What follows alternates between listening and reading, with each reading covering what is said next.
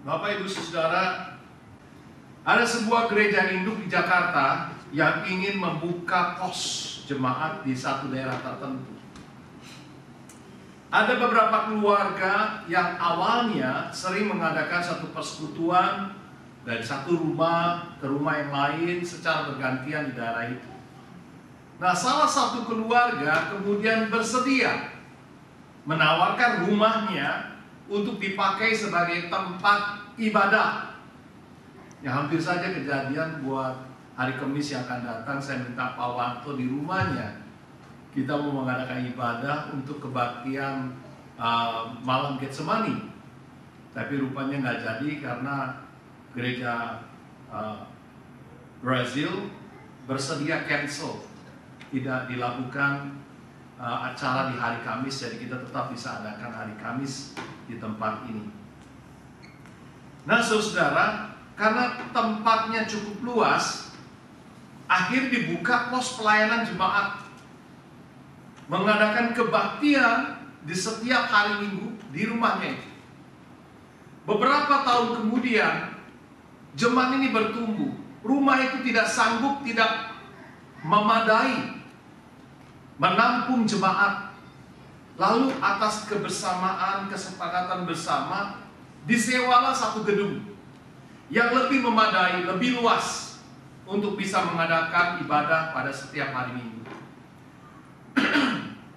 Lalu kemudian sumbangan mulai berdatangan dari jemaat untuk bisa dilakukan pembelian alat musik, pembelian sound system, dan seterusnya untuk semua keperluan ibadah setiap hari Minggunya. Bahkan beberapa tahun kemudian, mungkin 5-6 tahun setelah itu, jemaat itu punya gereja mandiri, gereja sendiri, punya gedung sendiri, milik kepunyaan sendiri. Pertanyaan, kok bisa?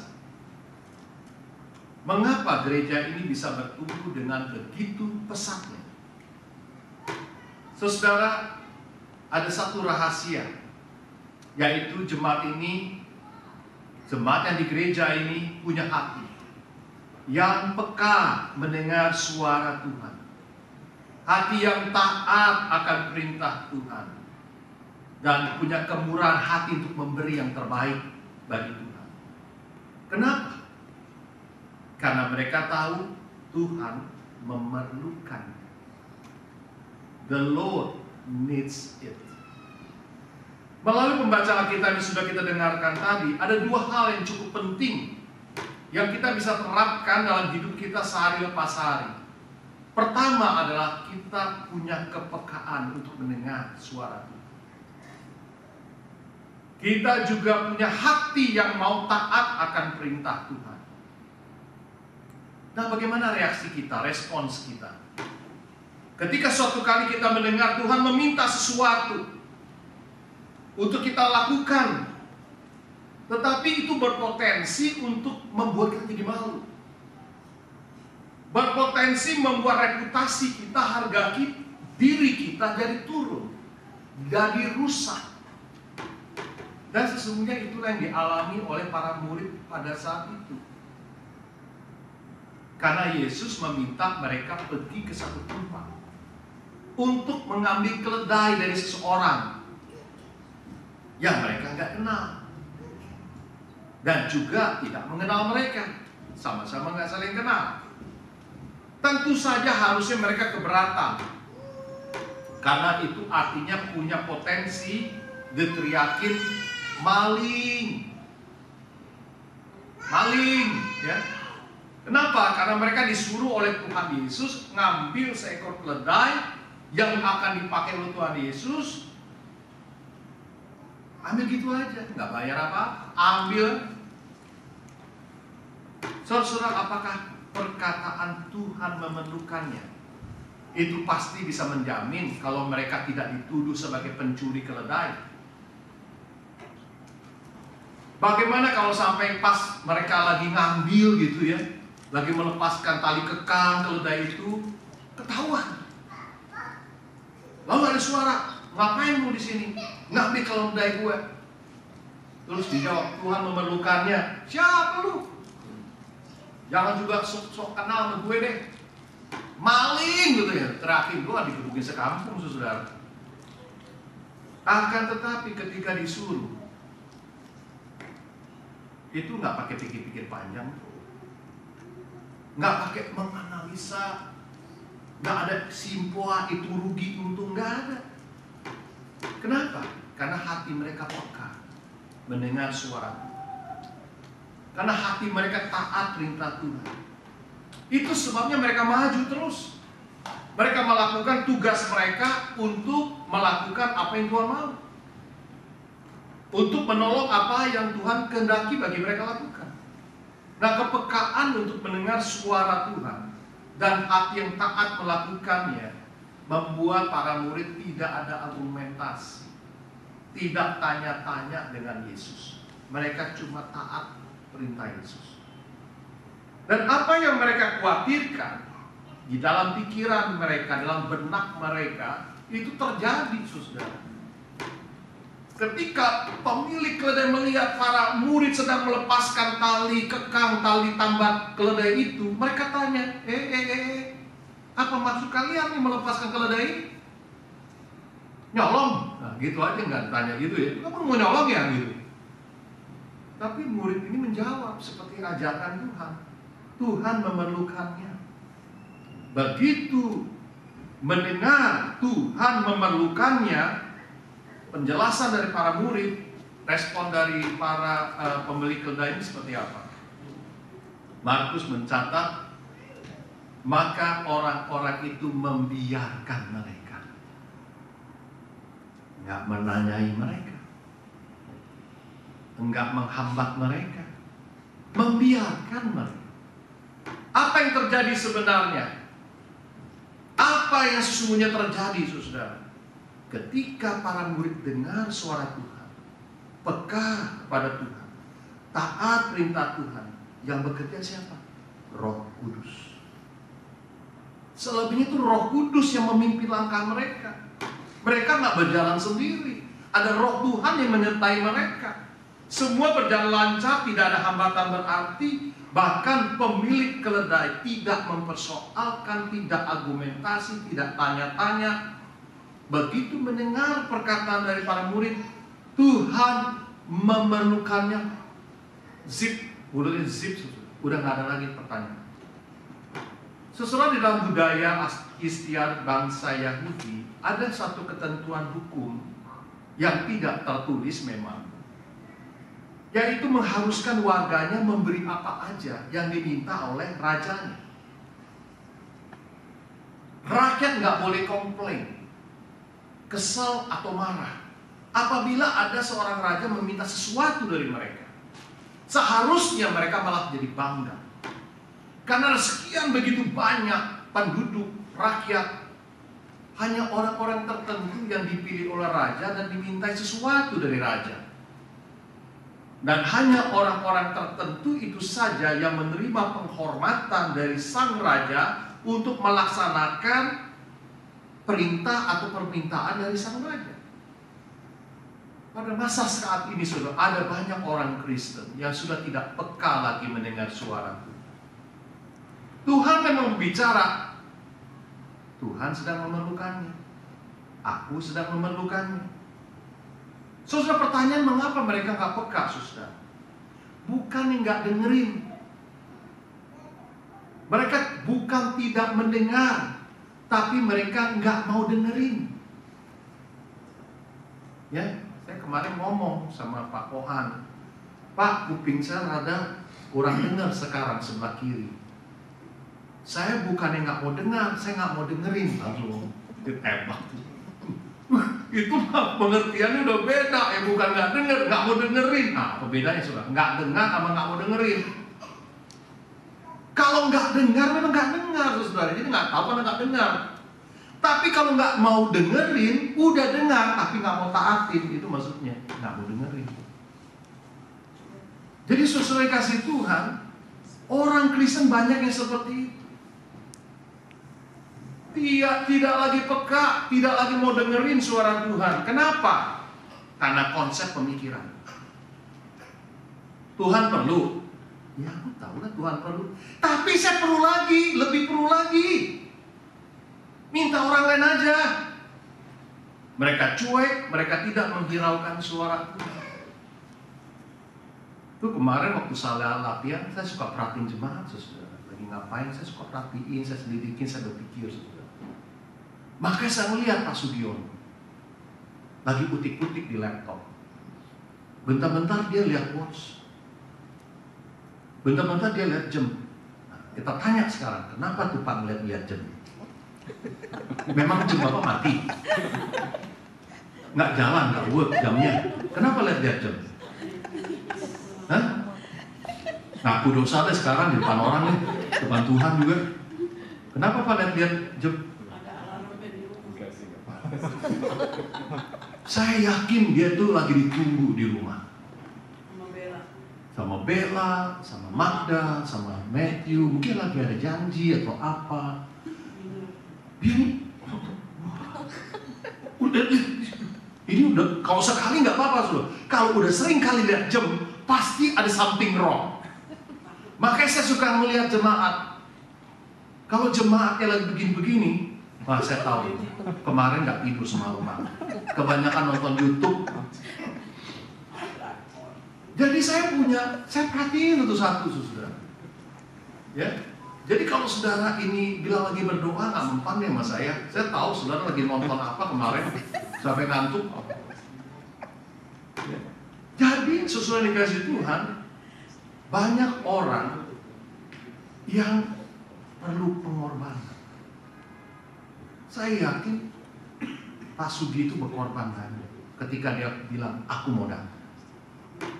Padahal di rumah sedang memerlukannya. Tetapi dia tahu pendeta Haryanto lebih memerlukannya. Jadi dia datang juga.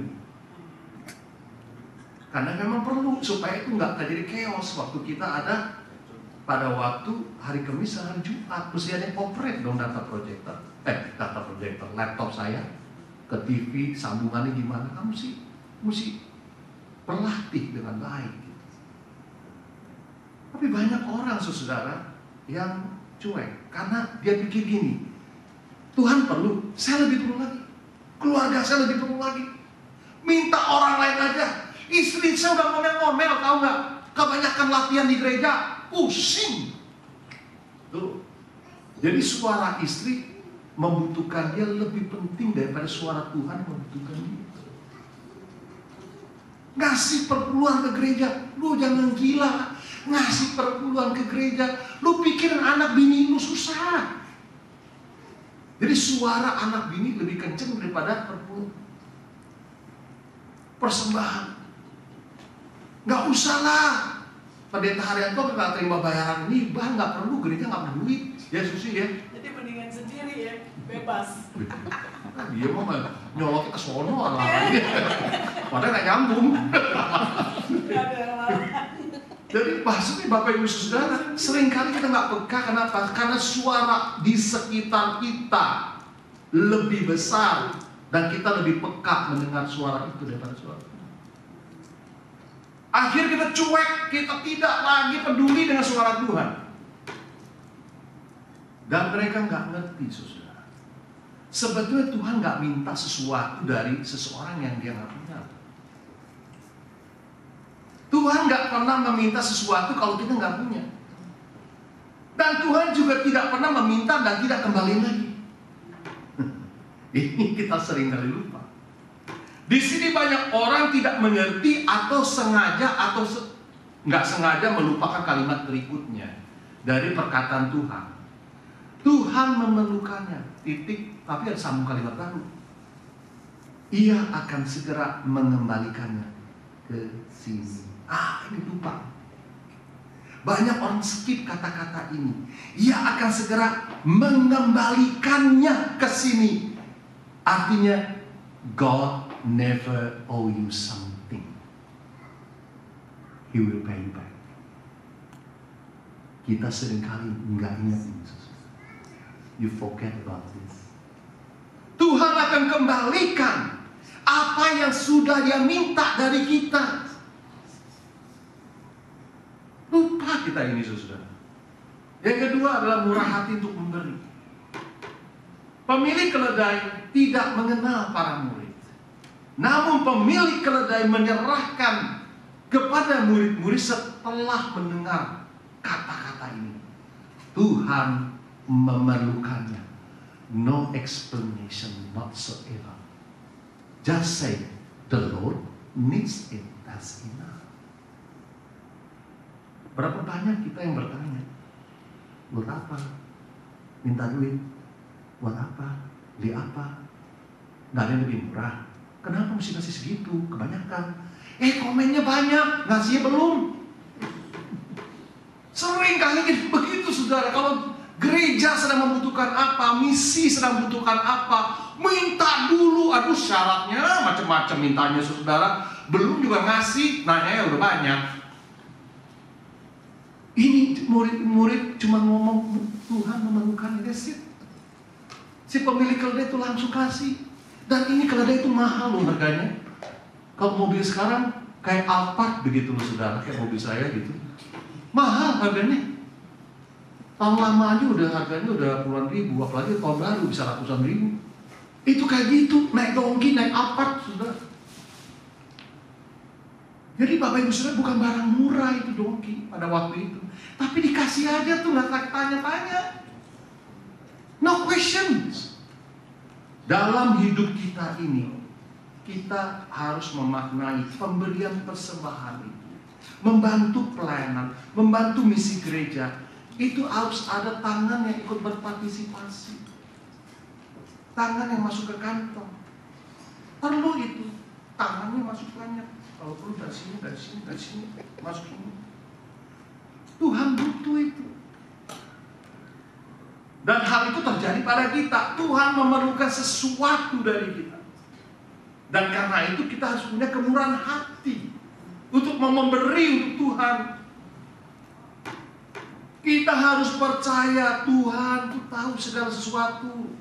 Dia tahu isi kantongmu. Dia tahu persis. Dia juga akan terjadi apa yang akan datang, dia juga tahu. Apa yang akan terjadi 1 menit, 2 menit, seminggu, 2 minggu, sebulan, setahun yang akan datang, Tuhan tahu. Oleh sebab itu jangan stres, jangan tawar hati. Ketika Tuhan minta sesuatu dari kita, ingat, Tuhan gak ambil percuma uang. Tuhan gak ambil percuma apa yang kau miliki. Lalu Tuhan bilang, ya udah Bapak, thank you ya. Emangnya pendeta Haryanto? Dia nggak gitu. Sesudah kalau pendeta minta, saya bilang thank you Pak Aku, thank you dong kopinya. Udah nggak balikin apa-apa kok Aku. Cuma bilang thank you doang. Kalau Ibu Acen kasih babi panggang tuh dari mana? Dari Chasewood. Dikasih buat saya babi panggang. Aduh baik banget Ibu Acen. Supaya diikutin sama tempat lain. Besok babi panggang kayak apa kayak kasih Pak pendeta. Bukan saya bilang saya thank you kan gitu kan? Habis itu bagi lagi. Bagi dong. Bagi-bagi. Iya sih mesti ikut bagi-bagi katanya. Benar. Nanti saya bagi susahnya saya. Senangnya kalau dibagi-bagi, susahnya doang dibagi. Jadi Bapak Ibu Saudara dikasih Tuhan itu seringkali terjadi dalam hidup kita. Kita tahu, tapi kita nggak mau memberi. Kenapa? Karena kita khawatir, kita stres, hidup kita yang akan datang gimana dong? Nanti cicilan rumah gimana dong? Nanti begini, terlalu banyak pikiran kita sampai kantongnya berat untuk memberi. Tapi kita lupa ketika Tuhan bilang, aku memerlukannya, dia pasti akan kembaliin.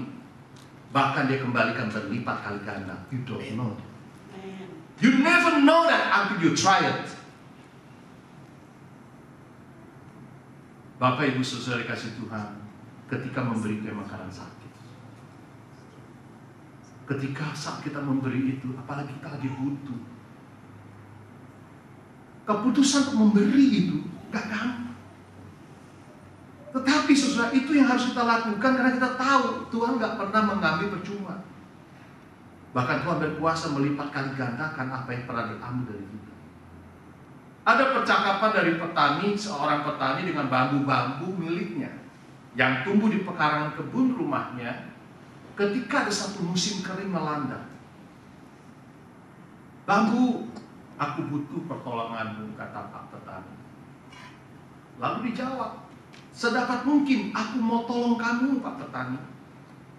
Lalu dia bilang, Pak petani, "Aku ingin bangun satu saluran air, supaya air bisa mengalir dari sungai yang ada di depan rumah kita sampai ke kebun kita." Kata si petani, "Oh boleh Pak, Bapak bisa andalkan saya untuk hal itu." Tapi si petani agak sedih ya, dia bicara, "Aku harus potong kamu, aku harus belah kamu sebelum air sungai itu bisa mengalir, mengisi dan mengairi kebun kita." Bambu itu menjawab, "Tidak apa-apa, kami dan anak-anak kami juga butuh air selama musim kering." Saudara, kalau kita di posisi bambu itu gimana respons kita? Apakah kita mau memberi sampai sakit? Dipotong, dibelah-belah, sakit. Untuk mengairi kebun di masa kekeringan, kita mau tolak atau enggak? Nah seandainya bambu ini nggak mau dipakai, bambu ini nggak mau dipakai untuk mengairi kebunnya, pada saat musim kering itu tiba, apa yang terjadi? Bukan saja kebun belakang rumah si petani itu kering, tapi bambu-bambu ikut kering, anak-anak bambu ikut mati kekeringan, semuanya mati karena tidak ada air dan mereka kekeringan. Nah pertanyaannya saya balik saudara, seandainya para murid menolak permintaan Yesus, seandainya pemilik keledai tidak mau memenuhi permintaan Yesus, jadinya bagaimana kisah perikop kita? Apakah itu berarti Tuhan Yesus tidak jadi dimuliakan? Apakah itu berarti Tuhan Yesus tidak jadi masuk ke kota Yerusalem? Tidak lagi ada yang berteriak-teriak Hosana, Hosana, diberkatilah dia yang datang di dalam nama Daud Raja kita. Apakah ada kata-kata seperti itu? Apakah rencana Tuhan batal? Jawabannya enggak, saudara. Karena pasti ada murid lain. Karena pasti ada pemilik keledai lain yang Tuhan bisa pakai untuk menggenapi rencana. Memangnya cuma engkau satu-satunya yang Tuhan bisa pakai? Pertanyaannya. Ketika engkau menolak, Tuhan pakai orang lain. Ketika menolak, kita tolak permintaan Tuhan. Tuhan udah tahu, sudah engkau bakal menolaknya, dia akan minta daripadamu.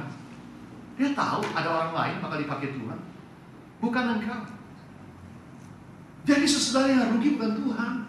Tuhan gak pernah rugi ketika engkau menolaknya, karena dia tahu hatimu pasti nolak. Engkau pasti gak akan memberi, dia udah tahu permintaan yang lain. Karena sebelum engkau memberi atau tidak memberi, Tuhan udah tahu isi hatimu. Jadi engkau gak akan ditanya sama Tuhan, karena engkau juga pasti tidak akan memberi.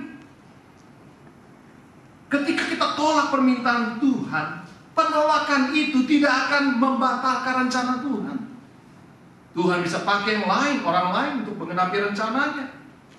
Karena Tuhan itu sudah bisa lakukan hal-hal yang besar bagi kemuliaan Dia, kemuliaan namanya. With or without you, bersamamu atau enggak bersamamu, Tuhan tetap menyatakan kemuliaannya. Rencananya tetap berjalan. Mau ikut, nggak ikut, no problem buat Tuhan.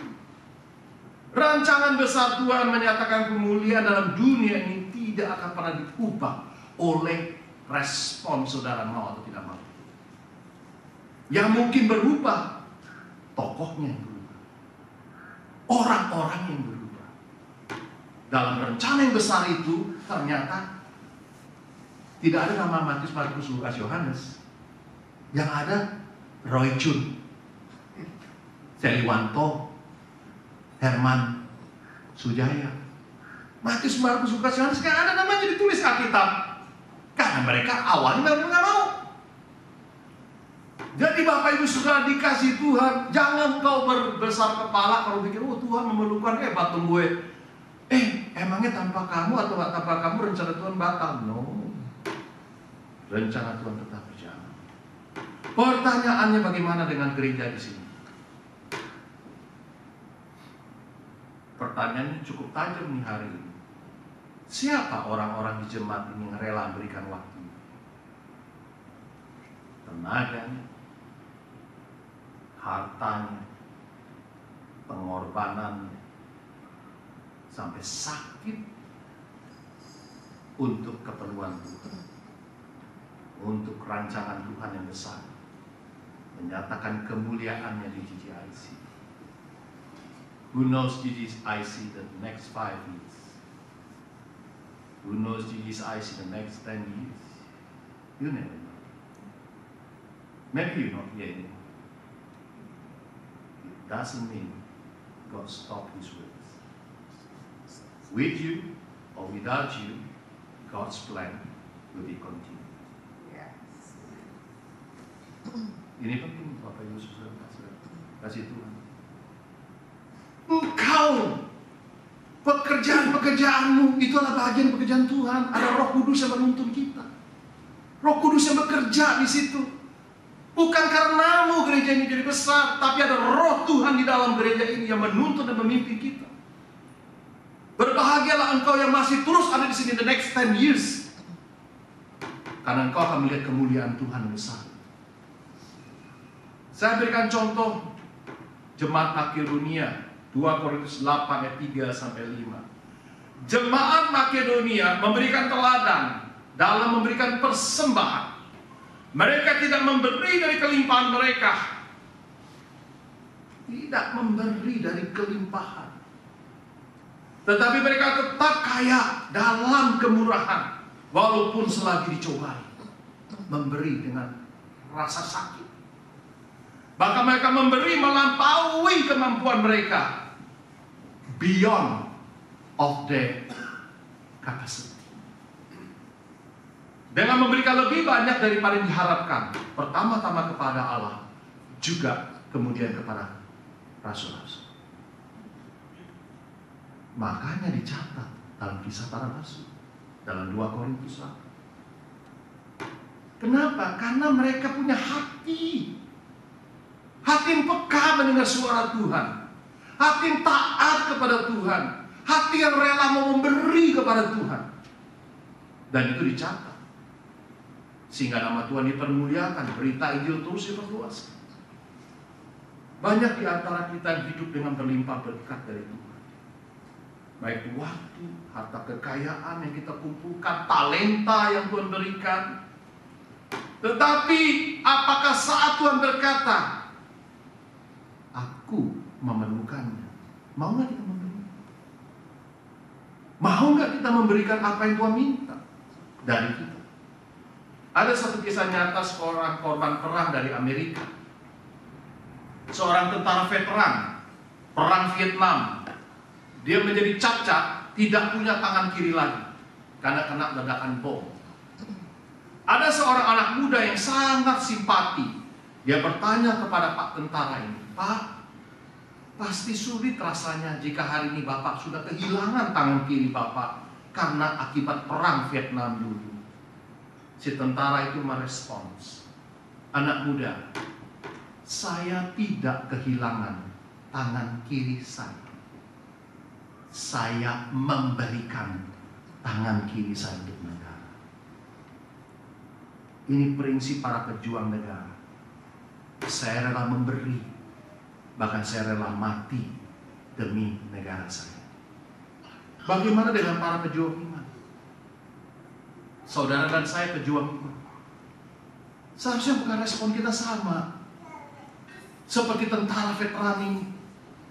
Saya rela melakukan apa saja demi iman saya. Bahkan mati pun saya mau untuk Tuhan.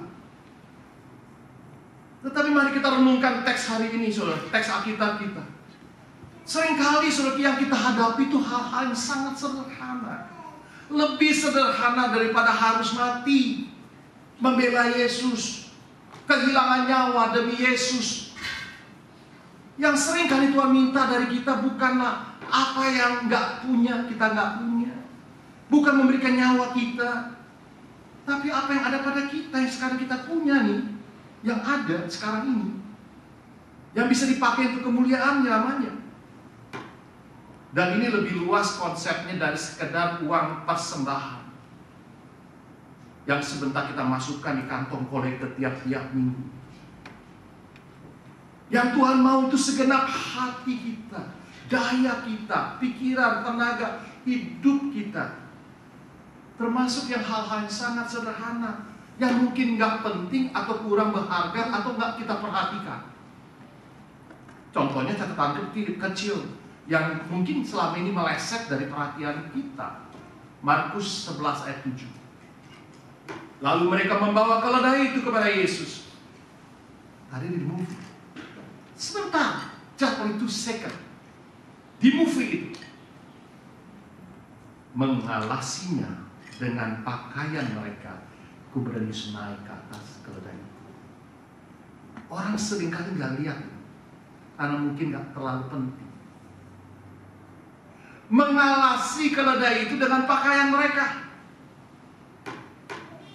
Murid-murid tahu keledai itu akan dinaiki oleh Yesus, dan mereka lihat, oh keledai ini nggak punya pelananya, nggak disuruh. Mereka punya inisiatif sendiri.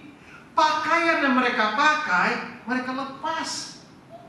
Mungkin mereka akhirnya nggak pakai pakaian, mereka berikan itu ke atas keledai itu untuk bisa dinaiki oleh Yesus.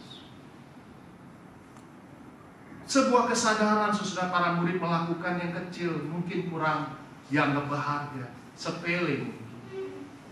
Mengalasi keledai itu dengan pakaian mereka.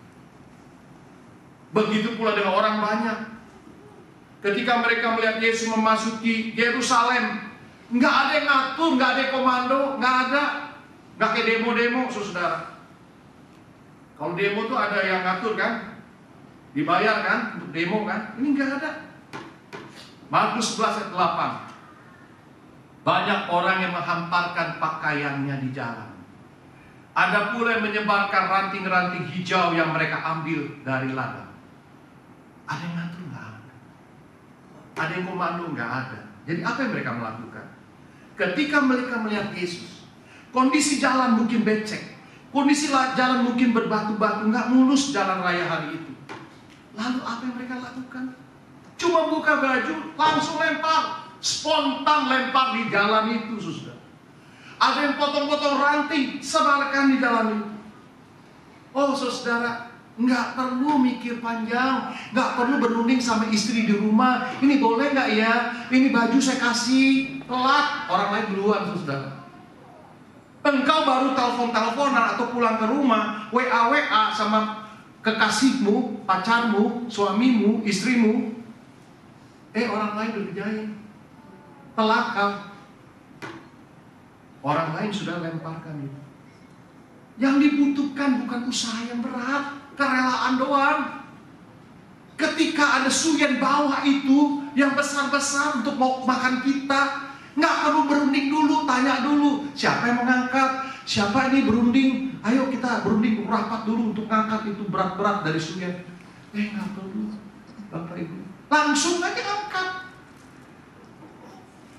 Kalau ada sapu-sapu bekas ibu itu ibu Inge dekor-dekor, nggak ada yang nyuruh kan Lisa nyapu kan? Nggak ada yang nyuruh istri saya bersihin meja, nggak ada yang nyuruh.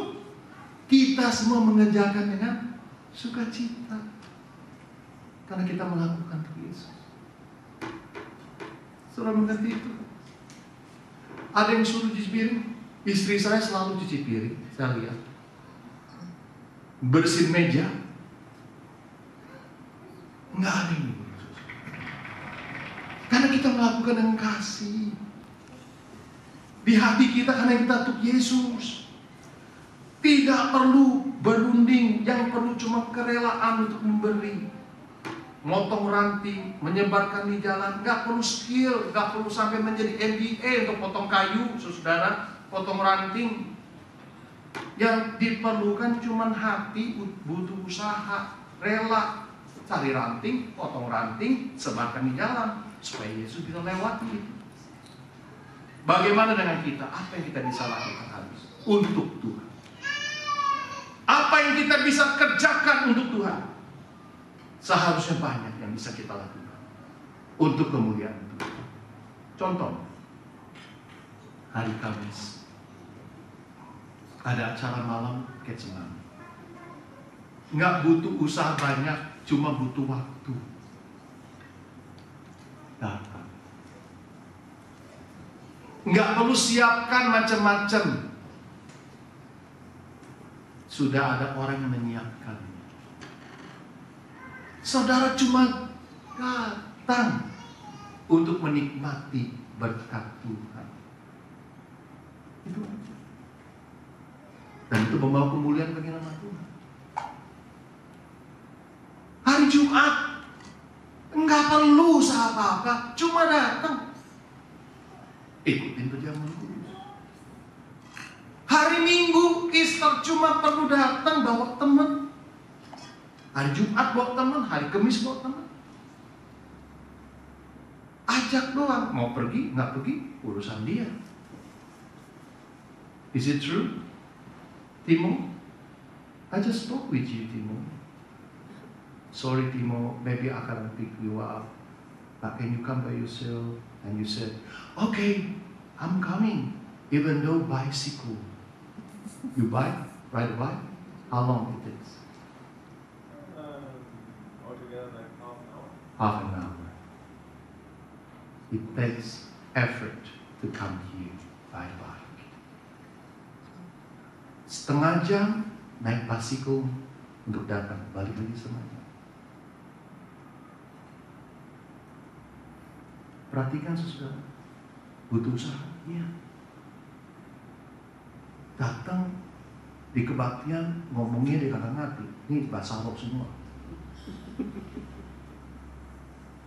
Ya, sometimes you can understand me, isn't it? But your spirit can understand. In the spirit, so that's why we speaking in tongues. Tapi ini yang terjadi, ada yang butuh cuma hatimu, kerinduanmu, kemauanmu. Itu yang Tuhan minta. Saya cuma bayangkan saudara, waktu Yesus memasuki Yerusalem, semuanya repot. Tuhan Yesus mau datang, masuk ke Yerusalem, lagi banyak PR, nggak pergi.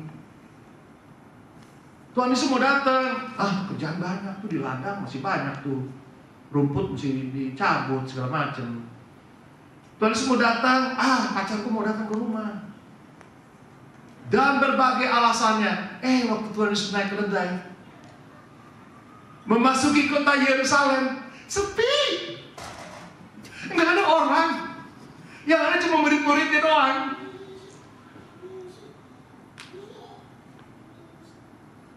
Bayangkan itu saudara. Tuhan Yesus datang dengan segala kemuliaannya, nggak ada orang. Bayangkan. Hosana, Hosana, nggak ada yang ngomong, diam-diam aja. Begitu konsernya siapa itu? Yang cewek? Aduh namanya aku lupa. Taylor Swift. Penuh sekali. Tapi ngantri-ngantri. Sampai berjubel-jubel. Tuhan Yesus datang. Nah, itu. Bayangkan kesedihan Tuhan. Bentar lagi mau mati di kayu salib. Bentar lagi mau mengorbankan dirinya. Orang-orang cuek aja, nggak mau datang saudara untuk melihat Yesus. Gantian. Ketika Yesus datang kedua kalinya, sepi, karena banyakan orang nanti ke neraka soalnya. Penuh ke neraka, berjubel-jubel, berebutan mau ke api neraka, pengen disate semua. Masuk ke panggangan api semua. Yang masuk dikit. Perhatikan saudara, time will come whether you are with Him or not with Him. Yang butuh Tuhan siapa? You atau Tuhan? Tuhan memerlukan, tapi ada saatnya bilang, I don't need you and you. Because someone give it to me. Ketika engkau mau memberi, udah sakit. Gak bisa datang. Bukan karena kamu datang, karena di dalam hospital. Gak bisa datang. Ketika engkau baru mau melayani, udah tua, udah gak bisa. Ketika engkau mau memberi, udah gak punya apa-apa untuk memberi. Baru mikir, berilah ketika kau masih punya. Ketika kau masih hidup, berikan yang terbaik. Sehingga bersama-sama kita bisa berseru dengan begitu banyak orang. Hosana, diberkatilah dia yang datang dalam nama Tuhan. Diberkatilah kerajaan yang datang, kerajaan Bapa kita Daud. Hosana di tempat yang maha tinggi. Dan kita ada di situ. Karena waktu Tuhan Yesus datang kembali, kita pun ada di sana. Amin. Kita berdoa.